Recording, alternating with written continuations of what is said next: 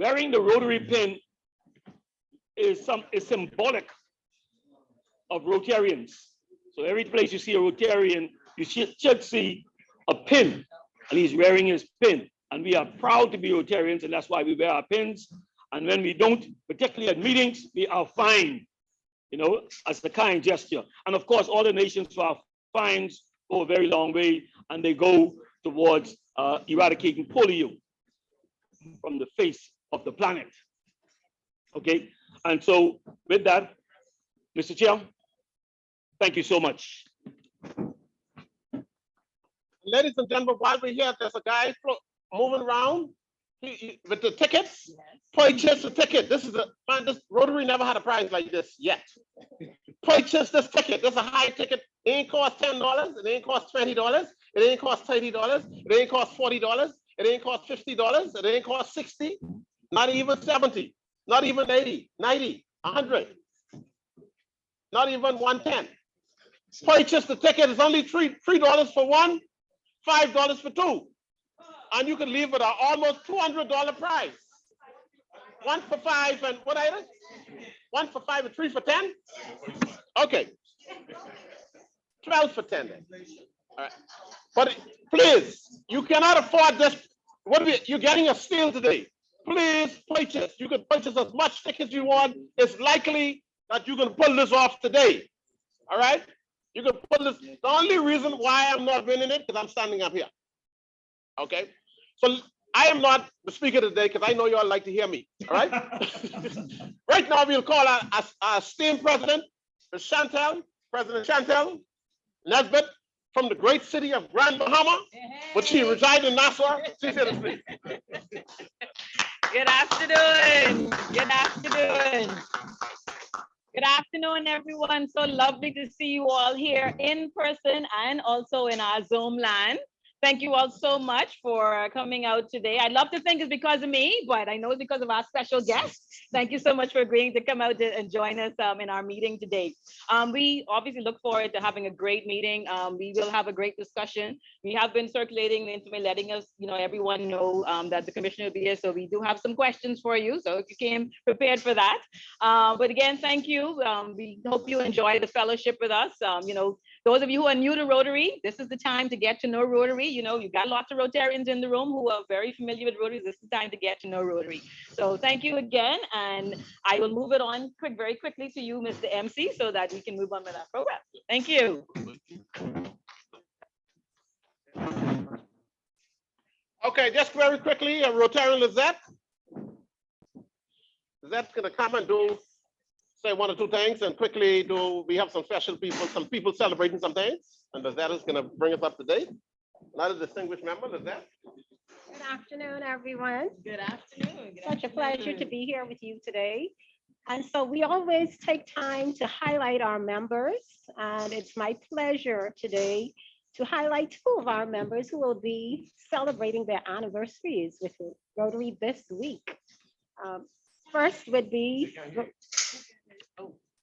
I'm sorry, can you hear me now? So celebrating on Thursday, August 11th, 2 years with Rotary is Rotarian Tamika Dean. I don't see Tamika here today. She's on vacation. Okay.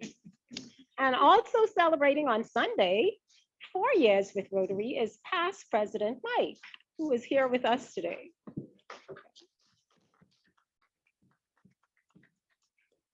And we also have 2 birthday celebrants this week. Celebrating today is Rotarian Patricia Clare. Unfortunately, I don't see Patricia with us. She already started partying. Okay, she has started early. And I don't see our cake. And celebrating on Thursday will be Rotarian Lana.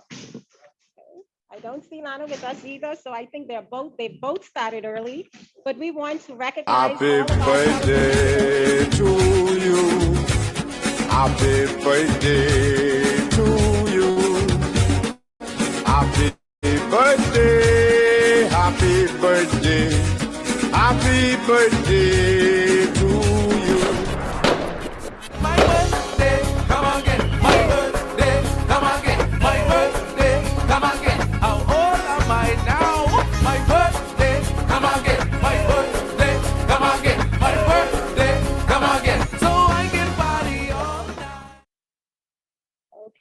So when you see those Rotarians, do take a moment to wish them well. And back to our MC. Thank you, thank you, thank you. Thank you, Lizette. I see some people dancing, and I saw some people dancing online. I hope you all in your private space, not can't be in your boss office dancing all day on the job. You can't be that. That can't happen. All right.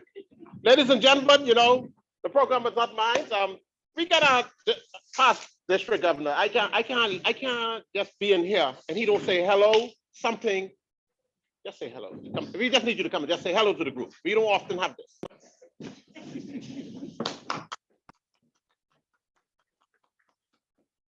Welcome.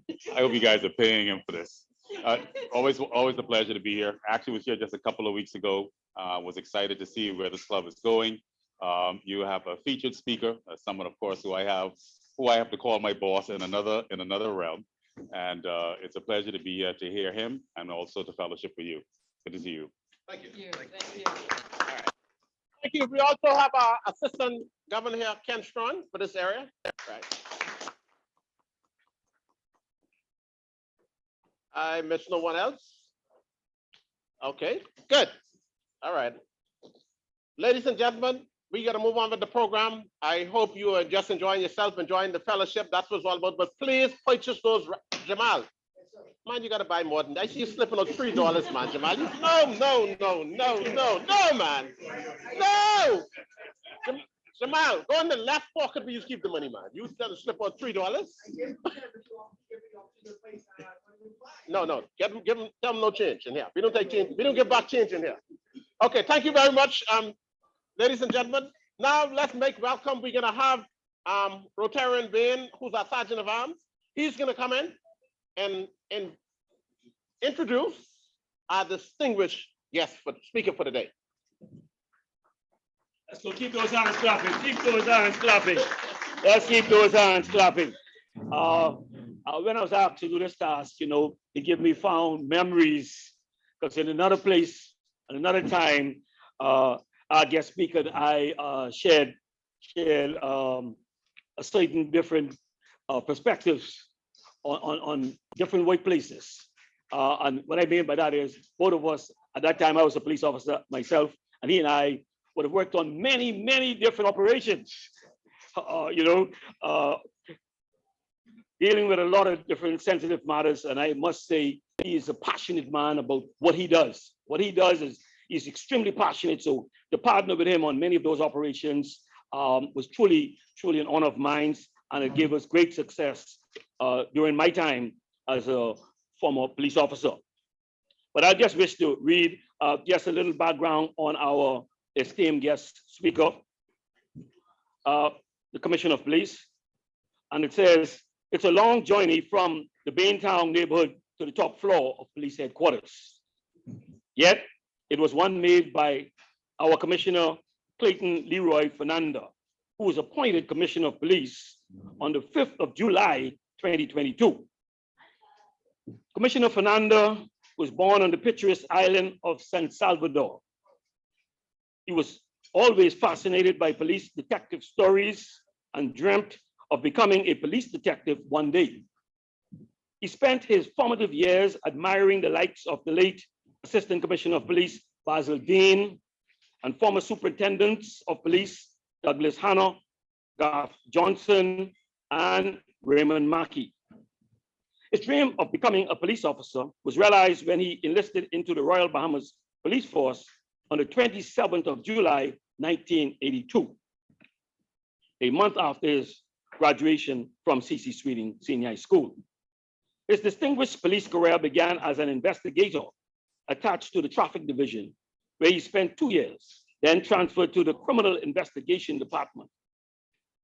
It was his fearless work there that cemented Commissioner Fernander's role as a trusted, no-nonsense, and brave officer, for which he is most recognized around the country. For 28 years, he lived out his childhood dream of being a detective, eventually ascending to be lead detective for numerous high-profile murders, firearm, and armed robbery cases. During this time, however, in April 2013, Commissioner Fernander, then superintendent, was shot in the line of duty during an attempted armed robbery. Though injured, experiencing excruciating pain and bleeding profusely, he, along with other officers, aggressively pursued two suspects who were later arrested within 24 hours and later convicted in the Supreme Court in the Bahamas. As a result of the shooting, Commissioner Fernander unfortunately suffered permanent damage to one hand and lost some function of the limb. But this has not deterred his role or his resolve to uphold the ideals of courage, integrity, and loyalty while leading the police organization forward. In February 2015, he became the officer in charge of the selective enforcement team known as C.O.P. The officers assigned to C.O.P. under his leadership can be credited with crime suppression of gang activities and the arrests of prolific offenders. In April 2016, he was promoted to the rank of chief superintendent. A year later, in April 2017, he was promoted to the rank of assistant commissioner with overall responsibility for crime management. And in July 2022, he was promoted to the rank of deputy commissioner of police with the responsibility of crime management, a first in the Royal Bahamas Police Force's history for a deputy commissioner to oversee crime. And I could attest to that. That's the first. Commissioner Fernander's long-standing police career has afforded him the opportunity to complete programs at the Royal Bahamas Police Force Training College and be trained by top experts in the field in the United Kingdom, El Salvador, Colombia, and the United States. Throughout Commissioner Fernander's police career, he has received many accolades and commendations, including the Police Force Medals for meritorious service, long service, and good conduct, and the Commissioner's commendation for stellar leadership and good work. As Rotary International celebrates Membership Month, please join me in welcoming our esteemed Commissioner of Police, Clayton Fernander, to discuss keeping members of this community and the wider community safe in our Bahama land. Please, let's give our guests a rousing round of applause.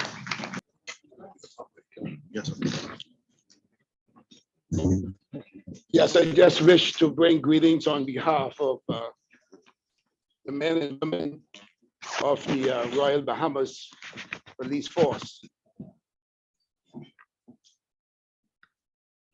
And to the audience joining by Zoom. From the outset, I just wish to commend you all for the great work that you continue to do throughout our community. The record is there to show that this organization continue to assist in nation building, and give yourself a round of applause for that.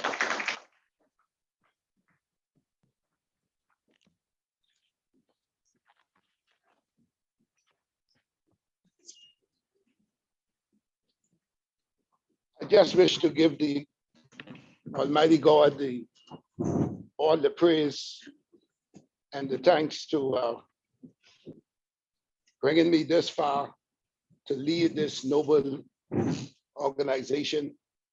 And I wish to thank all of you for all of your prayers that you sent up for me.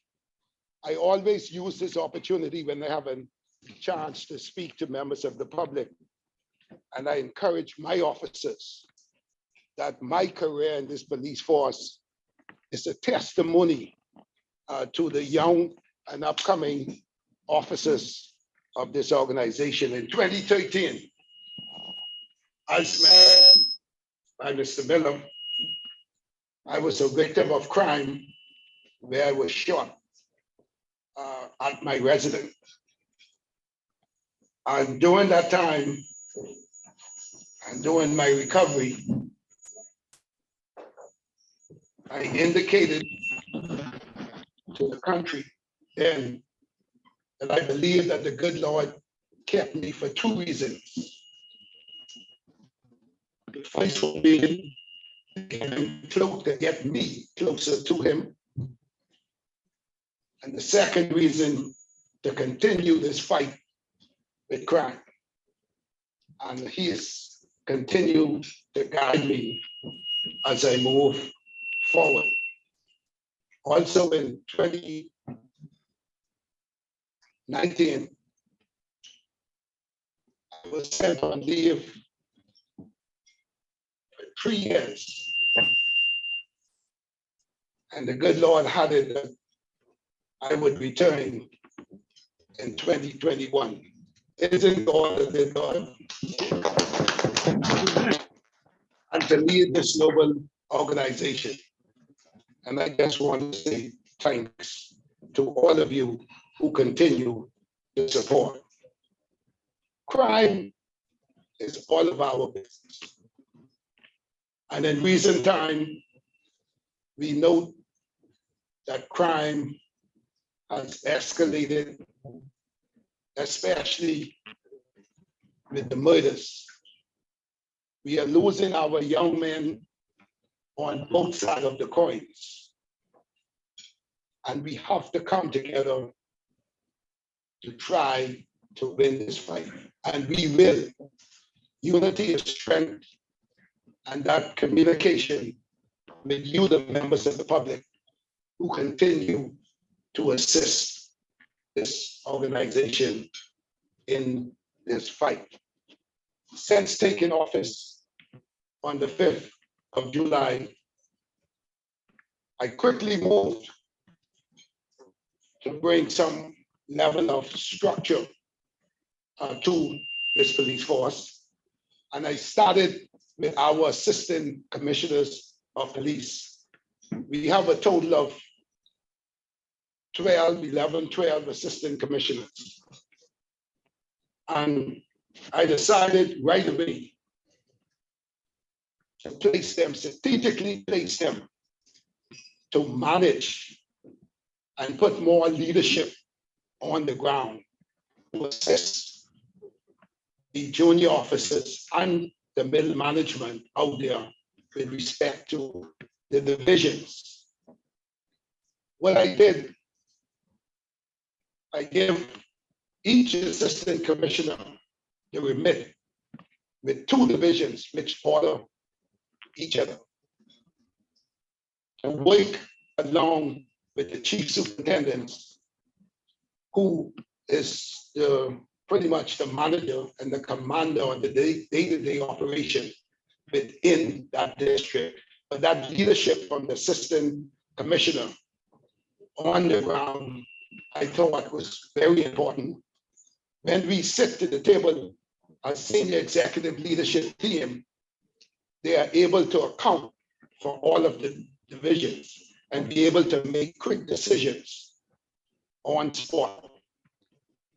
And you, as members of the public, should know your commanders. And I want you to get to know them, please, to build that relationship. And even especially business owners within the various divisions, you need to get to know your commanders and who is overall in charge of your division. We want to build that relationship and to assist you and something that you are not comfortable with, that you can reach out to them. Move to the next slide there for me, please. And we will start with Assistant Commissioner Andrews. I just want to highlight these officers so you can be aware. Assistant Commissioner Andrews, he is in charge of Fox Hill and the Eastern Division. So if you live in those areas, he is the overall Assistant Commissioner in charge of that area, Fox Hill and the Eastern Division. The day-to-day operation man on the ground at those divisions is in the Fox Hill area. You have Chief Superintendent Barrett. Chief Superintendent Barrett, the day-to-day operation man in Fox Hill. In the Eastern Division, you have Superintendent Woods, who is the man on the ground in the Eastern Division. Assistant Commissioner Deems, Chicago Deems. He is in charge of Southern Division and South Central Division, which we refer to, that's in the Grove area, Quaco Street, and then you're looking at the division at New Hill. You have ACP Deems. He is in charge, overall in charge of both of those divisions, and the day-to-day operational man at Southern Division is Chief Superintendent Marco. And at the Grove Division, you have Chief Superintendent Charleswell Hannah.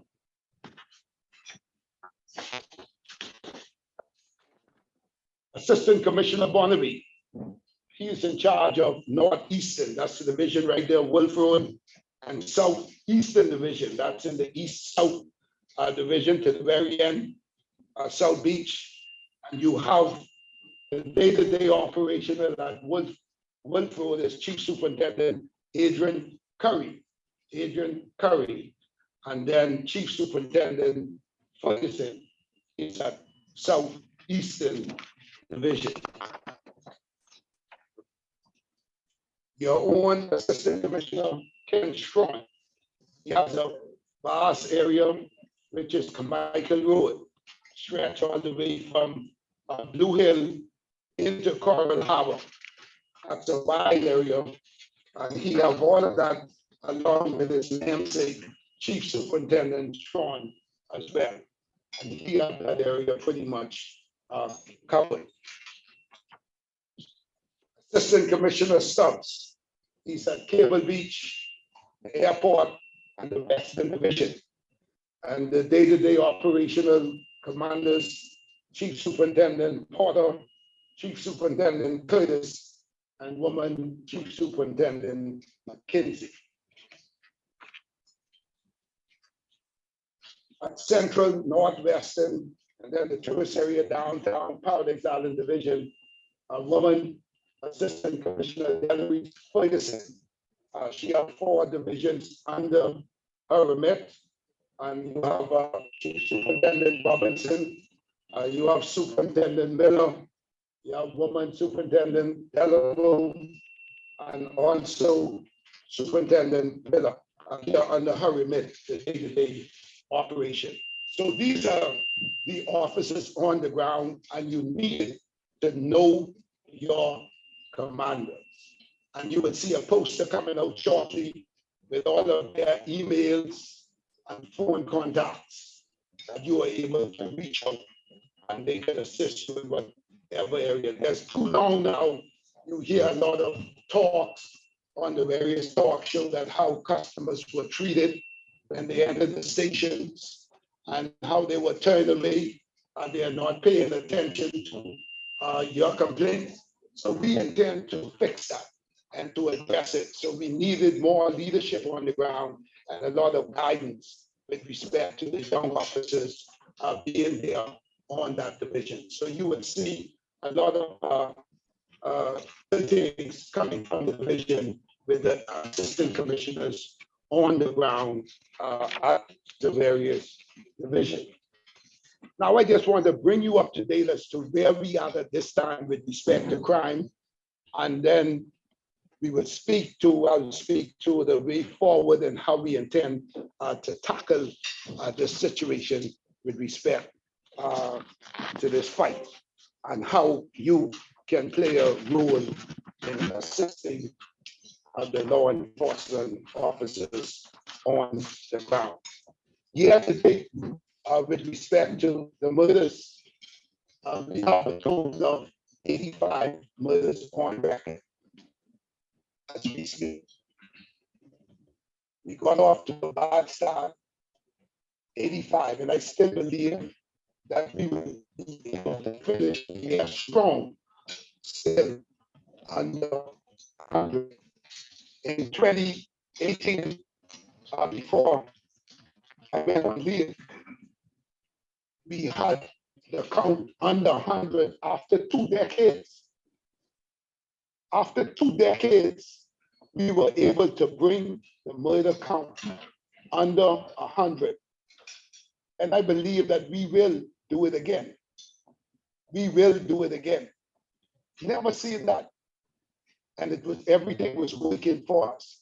And we intend to fix that and do just that. Still under 100. There's still a few more months to go. And I believe that we will be able to hold the line and finish strong. The increased murders is 21% to compare with 2021. The solvency is great. I believe that this force could solve any matter that comes to our attention. But the focus is we want to prevent these things from happening. And we have to continue to put serious initiative and being consistent in what we do to ensure that we do just that, to prevent these things from happening. You could see over the past week, a number of young men being killed just after they were released on bail. That is a concern for us and is being addressed as we speak. 55% of this 85, 55%, that's more than half of 85 young men who are on bail for serious crime, murder, armed robberies, and being monitored. Shortly after they were released from prison, they are dead. And based on our intent, we suspect that the suspects for that is viral gangs. Their enemies are responsible for that. Again, you could see the solvency rate, which is 58%. Yes, we find them and put them behind bars. We go above and beyond to convince the court that if this individual is given bail, either he gets killed or some other relatives or friend who he hangs around becomes a potential target. We see it happen in the print media a couple of weeks ago. One of the courts did just that. And that was based on our intel that we fed to the prosecutor. That if this individual is placed on bail, give him about 2 or 3 days, he is dead. And the judge at that time remanded him. And he should say thanks to that judge, because based on the intel, he was a target. We have the information. We continue to go after them to try to disrupt what is going on. And as I indicated, it is the young men between the ages of 17 to 25. Some of the young men don't know who's the commissioner of police, and they don't care about it. The individuals, what we call the senior criminals, the trend is that they're using them, the young people, put a weapon in their hands and say, see that fella, and I want you to watch him for a day or 2. I want him dead. And that's what happened.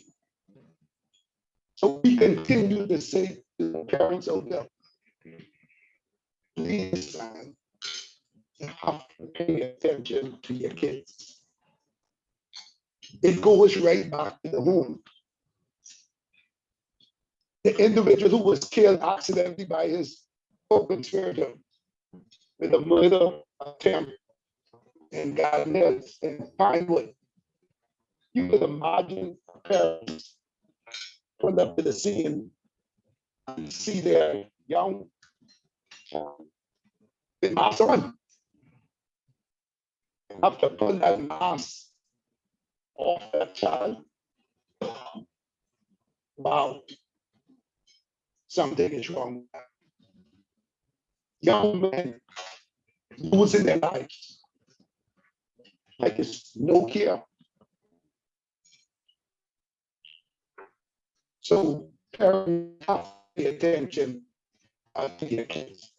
If you have a problem, please reach out to us. There's a number of organizations the pastors and areas that we could reach out to try to assist and to bring them in line, not to try to cloak them because they may be bringing you a couple of dollars. You don't know where it's coming from, but he's feeding you with proceeds. We have to pay attention to that. Most of the murders we see happen more on the weekend, but now you can see through the weekdays, big daylight. It continues to happen.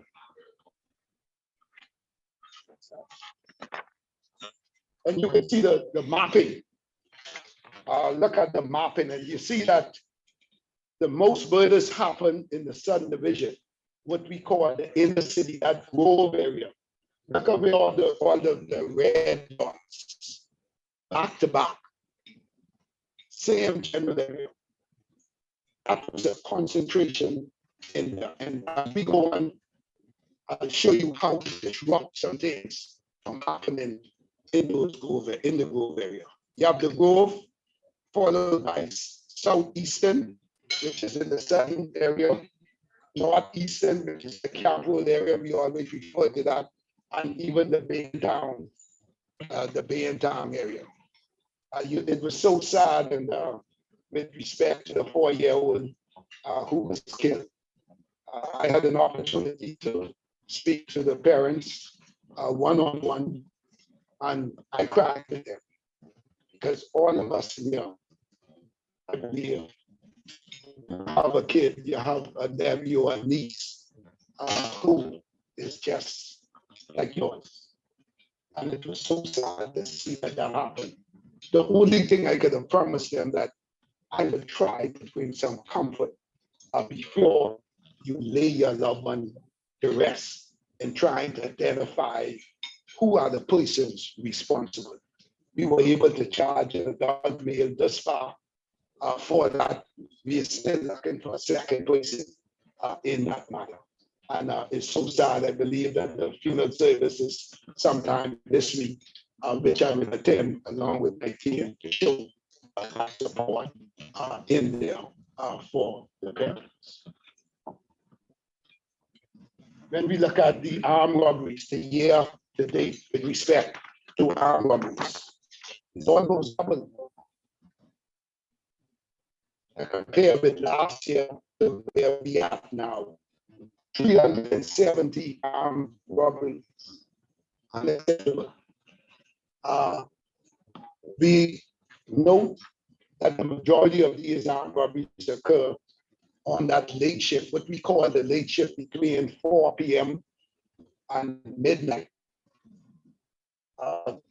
Vehicles are being taken in most of these incidents. A number of vehicles that were taken are presently still outstanding. That's a concern for us. And some is being used in the commission of other crimes with respect to murder. So here, Mexicans on the news from one scene will say, under just leave the scene of a murder, sometime a black Honda, a red note. Those vehicles are being used. We have a strategy that we are putting in place now. We have to be out there and be out there consistently. The type vehicles that are being targeted, we have a Japanese vehicle, try put some tracker on it, try put some alarm, and try to be careful as you move about. Again, it goes right back to what I'm saying. Get to know your commander. So if you're going home at nighttime, you want to reach out if you're not comfortable, you pull in the station yard, or you can call the commander, meet me by Super while you're in the east. I just need you to assist me in getting home safe in my house. Please do just that. Ensure that your cameras are working. Ensure that your place are well lit. Watch out those tall trees. Fellas will hide behind the trees. You see the video that went viral? The fella reached home and the fellas rushed there, and he's beating on the door. His family is right home there, and he's screaming out for them. And the fella have them at gunpoint, gun butting him right there on his porch. We cannot continue to sit back and let that happen. I told my team that we will not. You have to pay attention to your surroundings, please. I see some individuals that pull up to the ATM machine at nighttime. Leave your car running to every 2 seconds quick. That 2 seconds could cost you your life. Leave that couple dollars till next morning. Don't do that. I see business establishment. You have security officers. They have a role to play, not to pack grocery. Their role is to ensure that you're safe and your customers are safe and your surroundings, but they have them packing grocery. The camera is looking right now at the drawer. They didn't have a wide view as to who come in, who goes out, and who is in. They only have the camera focused on the cash register. It's time now that we fix that to assist the police. If anything happened, that we could try to identify who the individuals are and to deal with them. You have to wait for the police. If you're making deposit at nighttime, call your area commander and say, meet me there, assist me right to the bank, make sure that all of your cash is there. Please do that. If somebody comes and they hold you up, they get the better hand on you, let them carry. If you want, I mean, let you carry short. You want carry too? Let them take what they want. It's better to let that go than to lose your life. I sit in on so many families, victims with families, and I just cry with them to see the senseless killings and loved ones in armed robberies where they are killed because they try to protect their assets and their properties. Let that go, please, let that go. Look at the armed robberies. It looks scary. It jumps out at you. And they are, most of them, and it's scattered all over the province. Only Nassau, look at all of those dots represent a complaint. And they are pretty much back to back. And I will get how we can deal with it. I'll get with that. I just want to show you where we are and what is going on in this country with respect to crime. Go to the next. This vehicle right here just happened last week. My team was in the Palmdale area.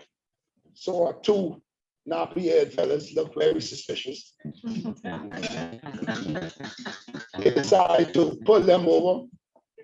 The fellow driving sped off, turning through a corner, not realizing it's a dead end. And at this time, someone was calling in the control room that they were just robbed at a business establishment. They were able to pursue them. One of the individuals got away, but they captured one. On further examination of that same vehicle, realized that it was freshly painted. You see the two-tone color, the inside, you see burgundy, and then the body is white. Look on, they just quickly spray in the vehicle. That same vehicle we discovered was taken in another armed robbery. So they were using that again to rob somebody else. And that car is right there. So officers on patrol, you have to be so vigilant. Again, as I indicated, we know what type of vehicles are being stolen. You're not going to pull down every vehicle. You might see two nice ladies in the vehicle. I mean, you got to watch it for them. Some of them, you still got to watch out. All right, but respectfully, I always say to my officers, respectfully, pull them over and do your normal search. Stay aware of what is going on in the country, and it's the same type vehicle. But they were able to capture the charging for 7 counts of armed robberies. And go to the next slide. I'll show you what was recovered. And then you see why CCTV and camera is so important. We were able to, and media please don't show the face of the individual on the screen, but that's one of the culprits fleeing the scene. And we were able to capture some footage on them. Go to the next slide. We were able to recover 2 weapons. See what they had in there? And if you see where that arrow is pointing, they modify that weapon. When I say that, there's a piece that I put there for rapid automatic. So that instead of coming 1-1, you get boom. That's about 15 going in seconds. In seconds. So these are the type of weapons that are out there on our streets. And these fellas will take, they just don't care. They don't have no respect for themselves. So what you think with me and you? That's it. And let me tell you how these young kids, they don't care. And this armed robbery where a male was robbed of over $10,000.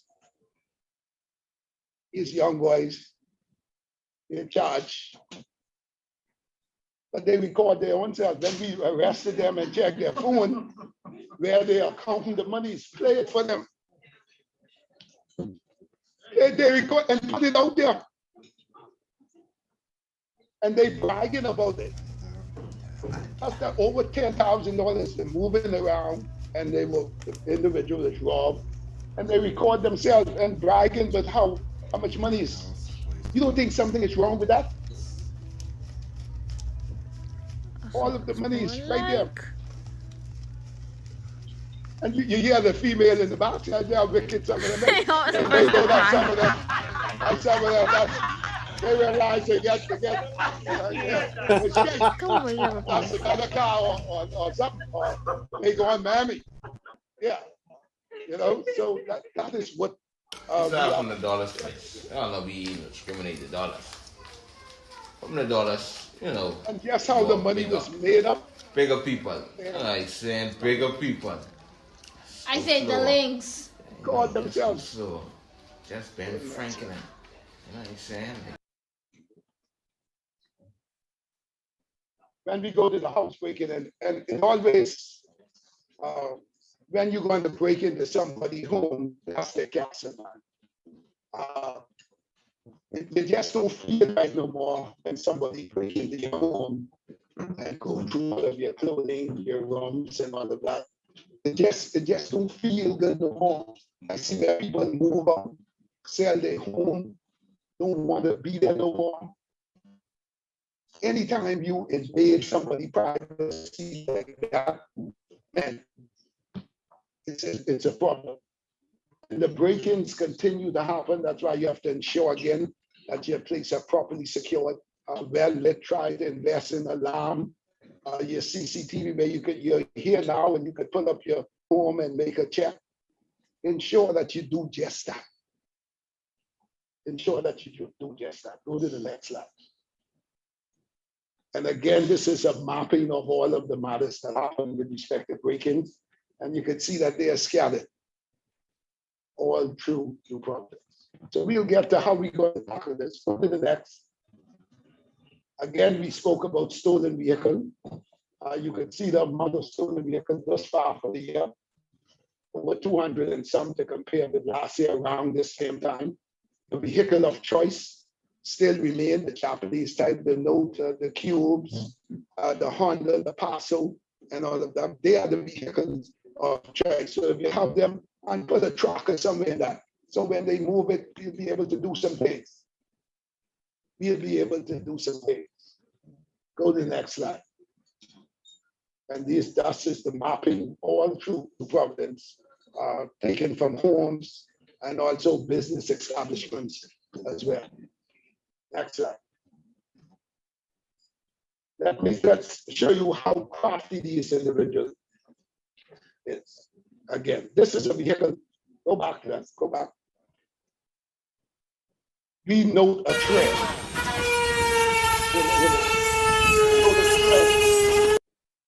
This vehicle was taken in an armed robbery just last week. A fellow was moving around trying to locate his vehicle, a Japanese vehicle. He saw it An individual pulled up at an establishment. Fella got out, went into the store. He used that opportunity. He had a spare key and he checked, boom, car stopped. So he decided to say, man, let me move this car and go straight to the station. The individual who pulled up there came out and saw the car moving. So he ran behind the car trying to stop it. The individual went to CID, the same fellow who parked the vehicle there, he gone in the grove. But guess what happened? That individual purchased that vehicle online. He met up with somebody, gave him false documents, already licensed, and he sold the vehicle to that individual. When the stolen vehicle section examined the vehicle further, let me show you what happened. False VIN number.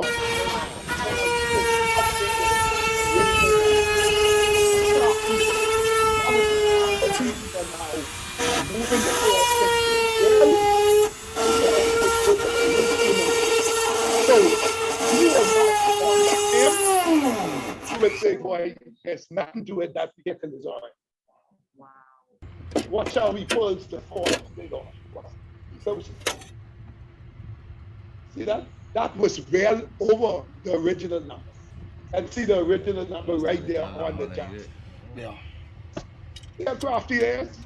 So you can imagine This is why we have a how stolen many vehicle vehicles section. that are not covered during armed robberies but stolen. They are right out there relicensed on the road. I can tell you how we can get to that now, because we are putting a plan of action, working with our partners from road traffic. We have to fix that. So you will see in the coming days, officers are up and about doing some things. You can imagine how many other vehicles out there with false plate, with the original. So we are on their game, and somebody is making up false documents with the VIN number, the false VIN number. So we are on to something big. And where, how far does that stretch? If you have to add, please call me to do that, to throw it around all over the place. We will do just that.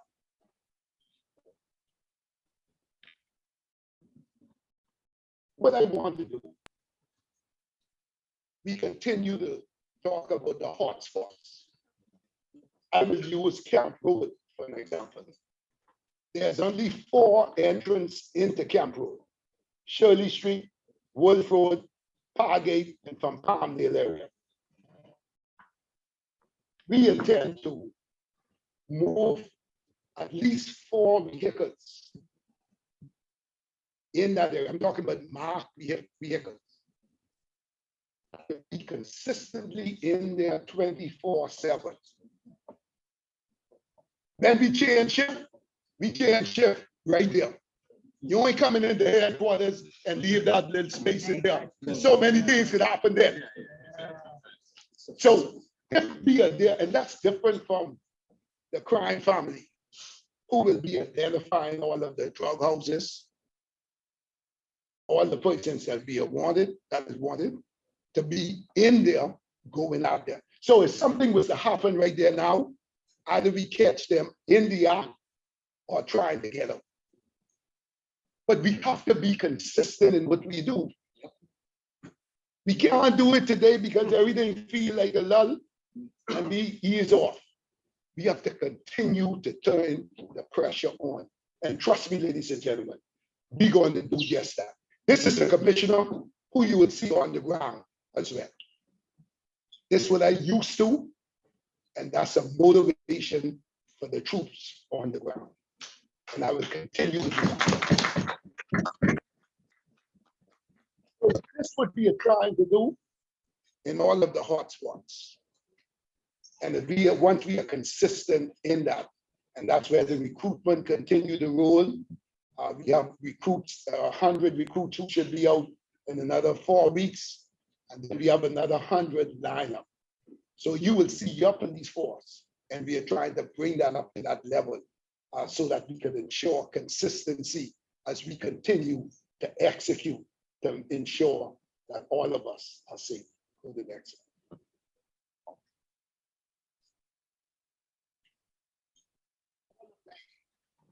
Major crimes that continue to happen, the murders, the armed robberies, are being done by the use of firearms. We don't manufacture firearms, guns. We know where they're coming from.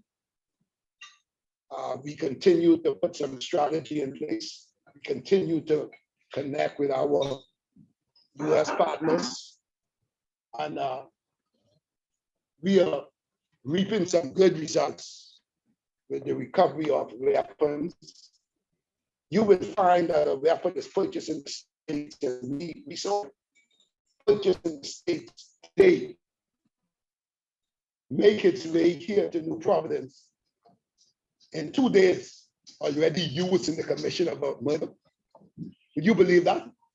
Purchased in the US today, and 2 days it's on the streets of New Providence and used in the commission of a murder. Something is wrong with that. We suspected come right there by Clayton. I know quickly. I can tell you how we can deal with it, but let me show you how crafty these individuals are. I want to show you a clipping with weapons coming into our country. Let's watch closely. This came in through the courier. And that's a shelter in a box. You know, you go to the Walmart buy it. But let me show you how these fellas continue to try to beat this system. And what is coming through. Watch closely.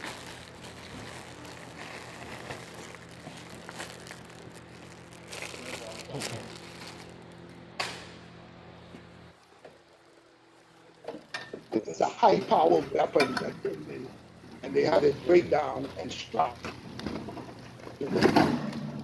Watch. See how it break down? And see how it's strapped? See that?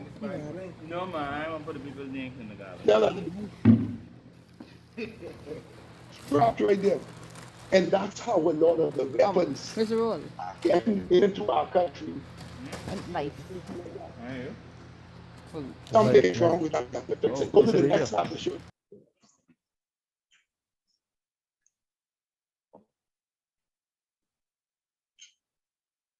And they're killing our custom revenue. You will see they even have clothing and all wrapped up in stock boxes. Trying to avoid customs. We gotta fix that. Trying to avoid. But that's how crafty these individuals are. And we have to break the back of that. It came in as just snacks.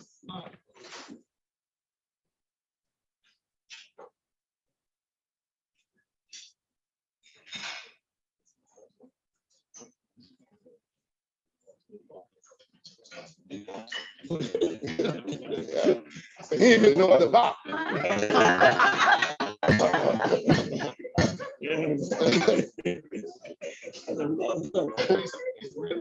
Yeah.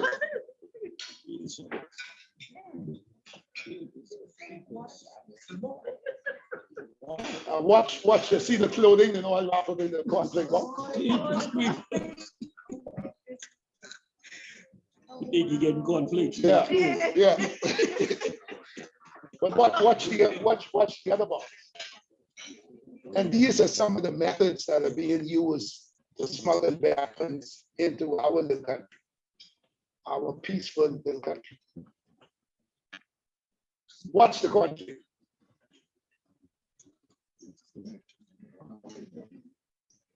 And properly sealed.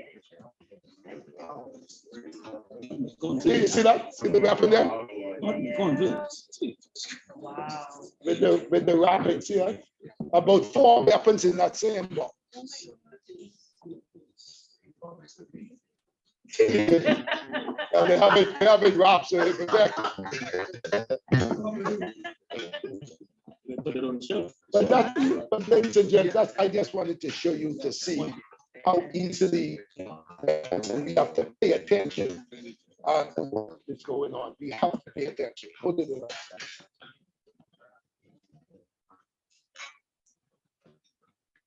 As a result of all of the murders, the armed robberies, I have handpicked an operation team called Ceasefire.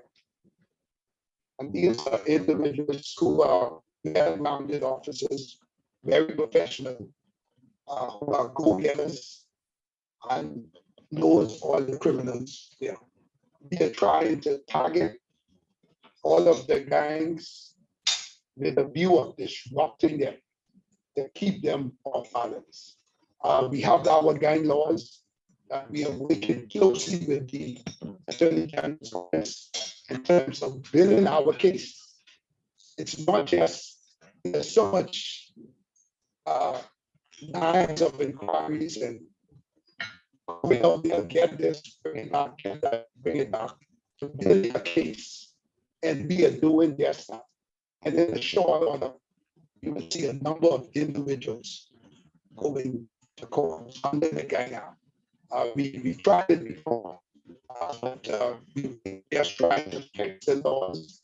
And as the Attorney General had mentioned some time ago, they are doing that again to ensure that everything is dead on, so that we could continue to go at these individuals, disrupt them. So what Ceasefire is doing, we are targeting individuals on the drug peddlers, on those wanted suspected serious crime. They are consistently going out there at these individuals to disrupt them, catch them in the act, put them before the court. That's why you see that 50% surrogacy rate with respect to homicide. I think it's significant if you were to look our partners in the region. You haven't seen that kind of surrogacy rate. But again, like I said, focus is the prevention, and we'll get to that. Go to the next slide. I have identified the anti-gang unit and there's also a task force connected to that. We have identified all of our law enforcement partners, looking at the defense force, customs, immigration, and also the couriers or someone in that area.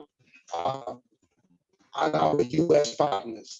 We have a task force which will come on stream. It's there. We have already met. We have just put our protocols in place. And the building which was identified that they would be operating from to try to pay attention to our borders. You know, we are wide open. A lot of the are coming through the islands, like Bimini, a hotspot right there. Bimini and all of those beach islands, they are coming through the Bambi Islands and then it's way here to the program. We always talk about the yachts, they come in, nobody's paying attention to that. So we have a strategy in place. The task force, we open that office and the short one, you would see what that is all about. And we are working again, as I said, closely with our law enforcement partners. And I believe this is the first ever with respect to this task force where all of the agencies are working together. You have to unit district. I think that was missing. You know, the police was staying in their own corner. The defense force was saying, no, man, we are meeting once a month as law enforcement partners, and we are sharing information. And we are working it together. As you see that with Ceasefire, that operation team, we have defense force officers who is working in that Ceasefire. So you will see a difference now with our law enforcement partners as we continue to communicate and connect. You see what happened in 9/11? No communication, and thousands of people died. We don't want to see that happening. For years and many years, the law enforcement areas was apart. But you can see more unity now that we are bringing together and we are sharing intelligence. It's coming, all of the intelligence in one area, be disseminated, we analyze it, and then be disseminated for action by the officers on the. Remember in 2018, as I said, we got the ways or someone said to pick you up here to drop on your house and all that. You all remember that? You know, I'm jumping on the top. I see what I can do again, but we have to try to disrupt these individuals as they continue to wreak havoc in our communities. So this task force will be in full effect between now and the end of the all of the officers have already been identified from the various agencies, and they have already been seconded to those, to one, can be working in one area. All of their database right there. They have to say, let me move to the base to go. No, everything is right there. So that's where the communication, and you have to hold that information to your chest.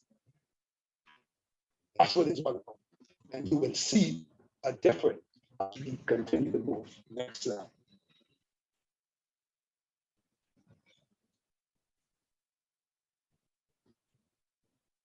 The recruitment, with respect to recruitment, what I have done, and urban renewal is high on not only the mandate of the government, but police force as well. And we support that 150%.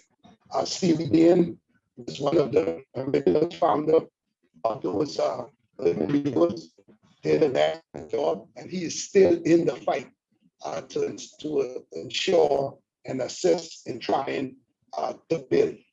And, you know, be so good at, you know, when things are working for us, let's take it to another level. You know what I mean? When things are working for us, let's take it to another level. You know, we start some things and then all of a sudden you don't hear about it no more. I have so many people have already reached out since I took office. But you know what I find out? That so many different organizations have this one have this one have this. Man, we need to come together. We need to come together because we are fighting for one goal. And I believe all of those organizations, what I'm trying to do is to line it up with our urban renewal program. It's so much arms in there. You're looking at the churches, other organizations to work, because we have to work the communities. That's where everything continues to happen.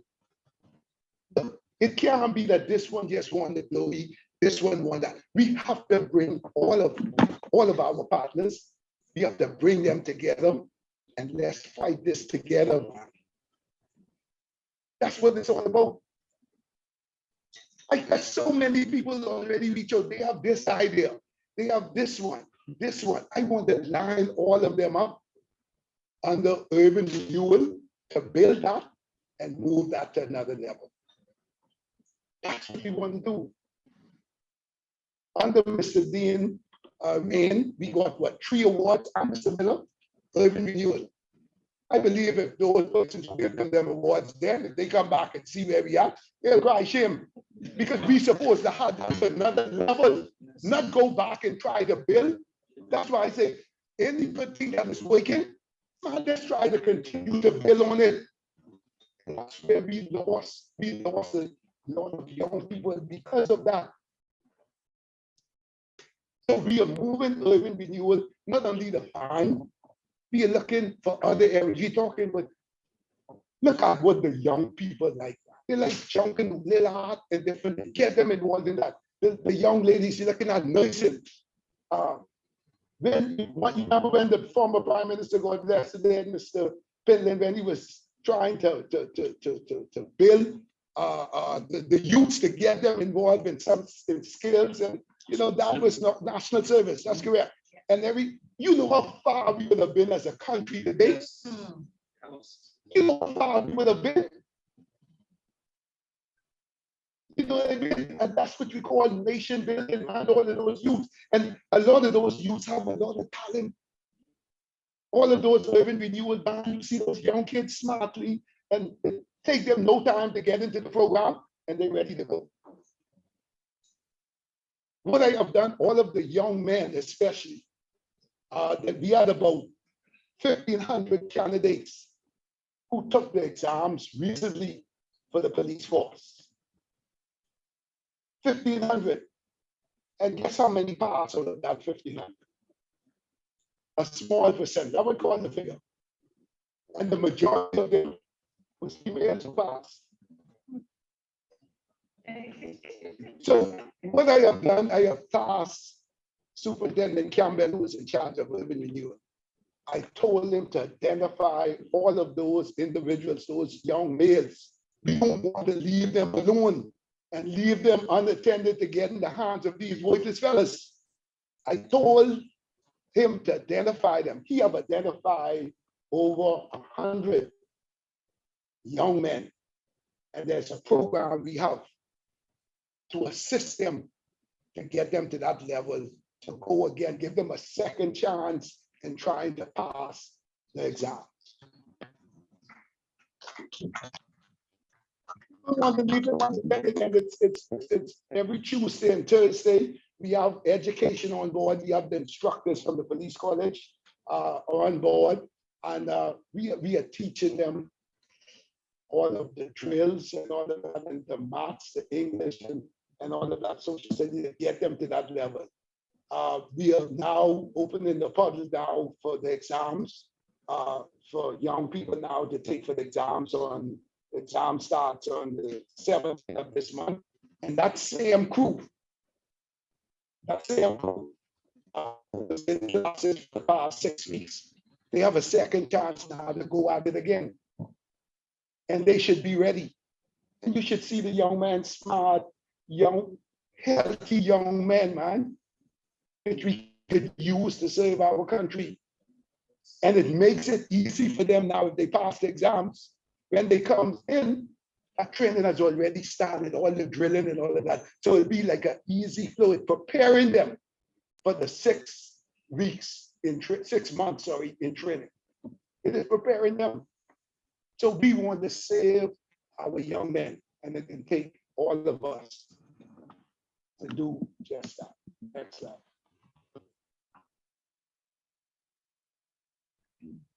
What I'm trying to do now, as I indicated, I want to bring some structure, accountability, better communication within this organization. Everybody should know what each other is doing and know what is going on and take command of your command. If you have the goal thing, take command of your command and bring your officers with you. I don't want nobody sitting up in office and just there. You at some point you're gonna have to do administrate and do some things. But if you put a proper structure in place and give yourself some time, and look here, okay, time for us to hit the road, let's do some things. But I spend a lot of time with succession planning of this police force and to bring some structure. You should almost know who's going to be the next commissioner of police. But we was missing these things for many years. You should almost know who's going to be the next assistant commissioner because you are preparing, you're preparing the officers, or you have a pool that you know you can pull from at any given time. So you have to prepare the officers, whatever time the good Lord give me and the government give me. I'm going to spend all of that trying to bring some structure to this police force and succession planning to ensure that the Bahamian people get the best of the best.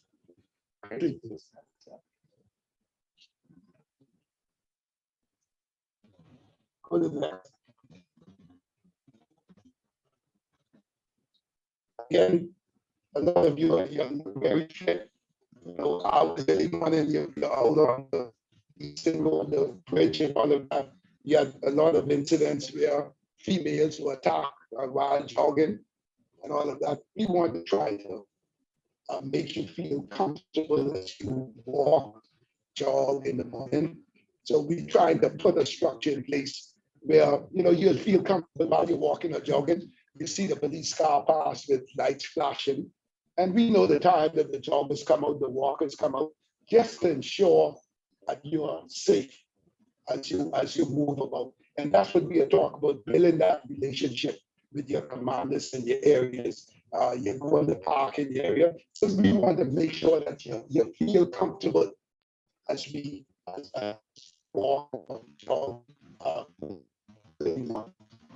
That's it. And again, ladies and gentlemen, it's a pleasure. I love what I do. And I try to get everybody involved, and that including the community and members of the public. Respect is a two-way street. We have to show that level of for each other. I always try to talk to my officers. The approach means a lot. The approach means a lot, and we don't work on that because we get a lot of complaints. Members of the public, how the officers deal with members of the public. So we're going to do try to address all these things. But again, it's a pleasure. My door is always open. My email, my phone contact,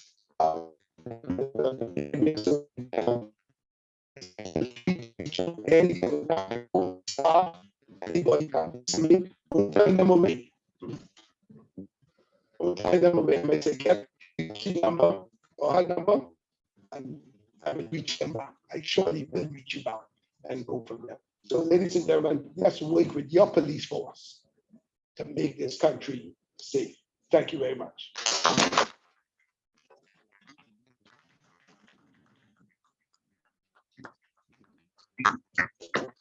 Ladies and gentlemen, let's give it up for our Commissioner of Police. All of those who didn't believe, maybe I've conveyed a lot of us who believe that the police was not doing nothing, and nothing was happening. So I believe a lot of y'all conveyed it. The only thing you have a chance at is to do a baptism. Get them on knee. Great. So ladies and gentlemen, we can entertain one or two questions for the commissioner. All right. We don't want a recitation, just a.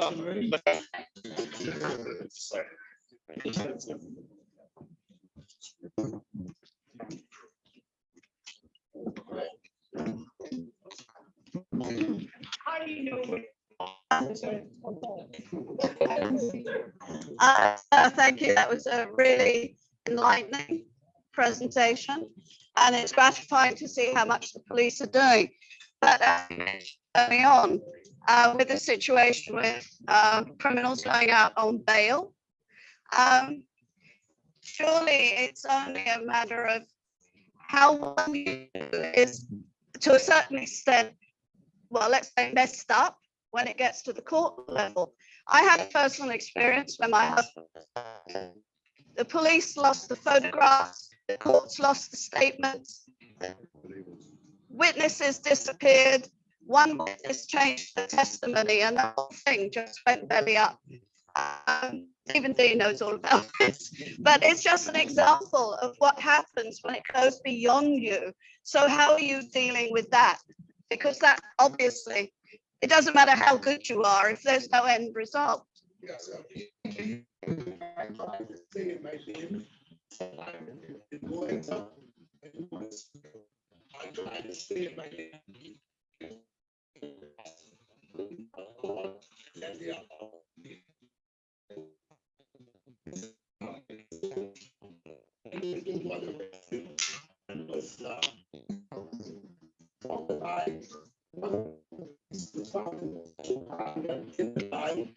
they catch him right there. Later that evening, called him again. So they catch him in again. Second weapon. And he was on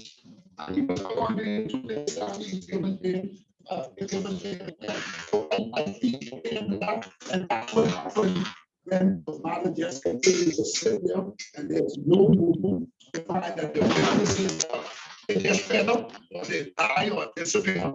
And then things start to go, all of that. And we are trying to address it. You can see that the government is trying to address that to make it happen. And we are looking for those in, I see no reason if you found with a gun right now in your place within this week, you can't be tried. And whatever the magistrate decides, if he's lucky enough to get off, that's fine. But I see no reason why that can't be tried in 2 days and then go from there. It has to be some kind of deterrent. Because they're not feeling it.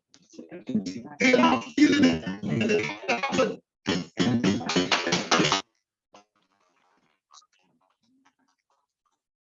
How do you know which boxes to check for the firearms? Do you suspect some metal within the box or something like that?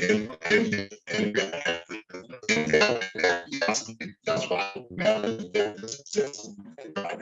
I can't say that one. And most of the time, it's sort of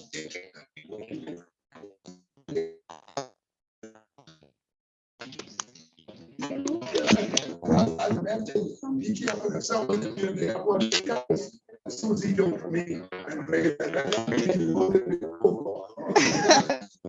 I don't carry nothing. So, right back. You up and stand up.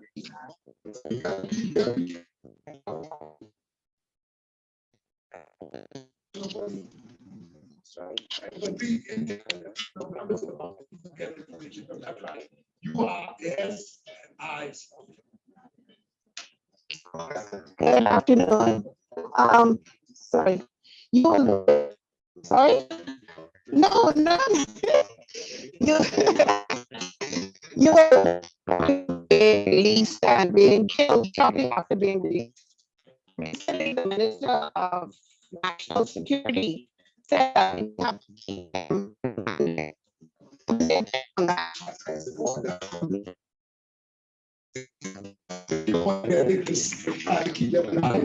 can see all this retaliation back and forth. You go straight to trial. That's what we talk about, swift justice.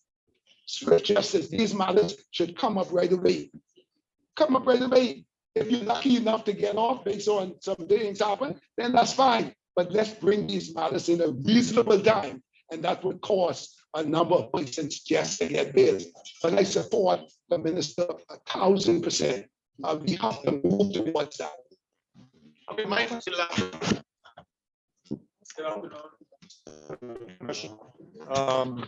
My question is, there is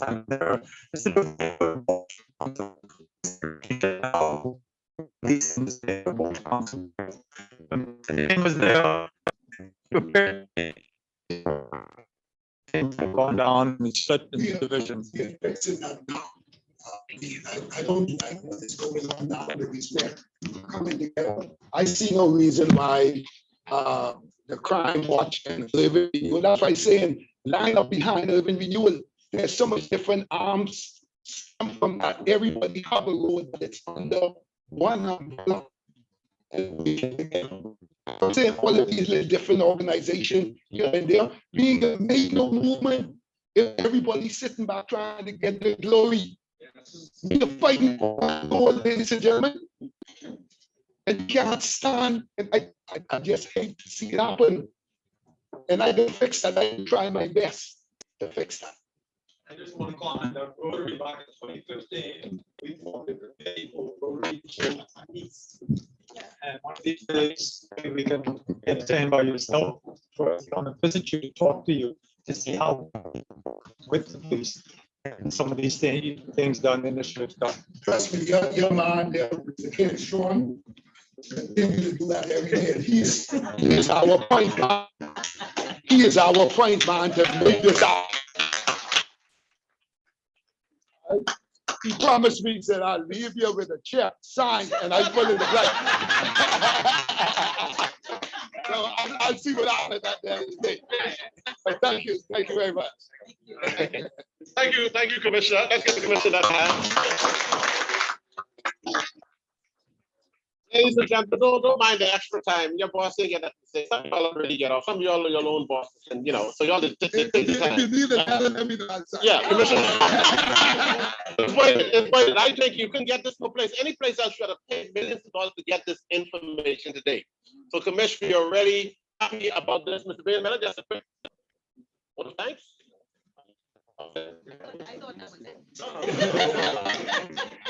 Yeah, well, it's always a pleasure to have our Commissioner of Police, and of course, he laid right up. And ladies and gentlemen, as a former police officer, if you don't get involved, crime is going to come to your door.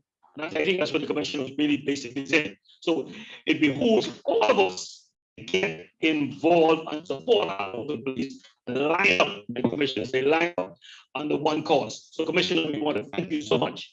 You have a yeoman's job ahead of you, but we know with the support of all of us, all enough Bahamians near and far, I'm quite sure we will get the job done and return these islands back to the tranquil islands. Amen. Well, sound again. Thank you very much. Give our commissioner a round of applause. Thank you, thank you, thank you. Terrence, because I know you want to speak. Mr. Ray. Ladies and gentlemen, before we go, there's a high point in Rotary, you know. We want to do the raffle right now. And I tell you, you have a time gift. Who will win the cell phone? Who will win the cell phone? Who will win? I told you, you know. You all ain't listen to me. All right? I told you. Oh, and we want our DG. Pass DG. Ticket. Thank you.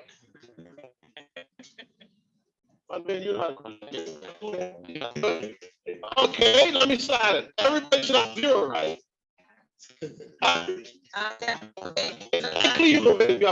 Right? Everybody should have one. Everybody should have a number 8. Everybody should have a number 9. No. Yeah. Okay, everybody should have a number 1. And everybody should have a number 3. No.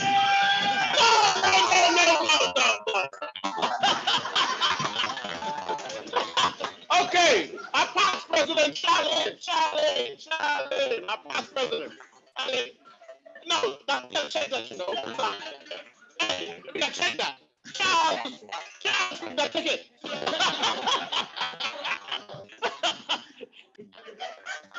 The brother and sister connection.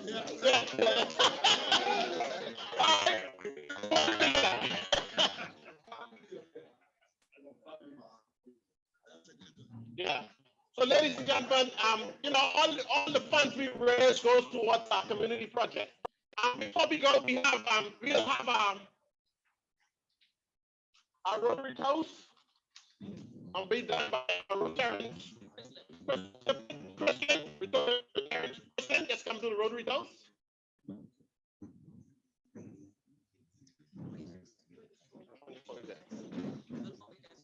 We'll do the 4-way test first. We'll do the 4-way test first. Yeah. 4-way test. And now our 4-way test of the things we see, we think, say, or do. Is it the truth? Is it fair to all concerned? Will it build goodwill and better friendships? Will it be beneficial to all concerned? And the part that she likes the most, will it be? And now our toast to Rotary around the world, to Rotarians here, there, and everywhere. Rotary around the world. All right, thank you, everyone. That concludes our meeting. It was an awesome meeting. Thank you so much for sharing the information with us. Yes, so to all of you online, to all of you here, our meeting is officially over. Thank you so much for coming today. Enjoy the rest of your day. Stay safe.